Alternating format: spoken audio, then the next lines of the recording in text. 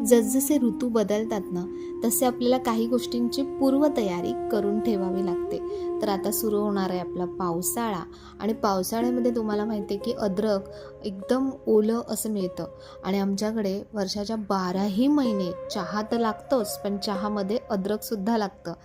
तर म्हणून बरंच अद्रक आणलं, स्वच्छ धुतलं, त्यानंतर ते उन्हात कडकडीत मस्त असं वाळवलं, सुकं केलं आणि त्यानंतर प्रोसेसरमध्ये ना मस्त असं बघा हे ग्राइंड करून घेतलं आहे. तर जसं आपण किसणीवर किसल्यावर कसं होतं तसं हे प्रोसेसरमध्ये बारीक होतं आणि हे छान असं पातळ पदर टाकून आहे ना सुकवून घ्यायचं. थोडं फॅनच्या खाली, थोडं कडक उन्हात सुकवल्यानंतर अशा प्रकारे असं अद्रक तयार होतं आणि हे चहामध्ये घातलं ना तर ठेचलेल्या अद्रकपेक्षा पण खूप छान याचा जो सुगंध आहे, जी चव आहे ती चहात उतरते. तर असं अद्रक पावसाळ्यापूर्वी तुम्ही नक्कीच बनवून स्टोअर करून ठेवा.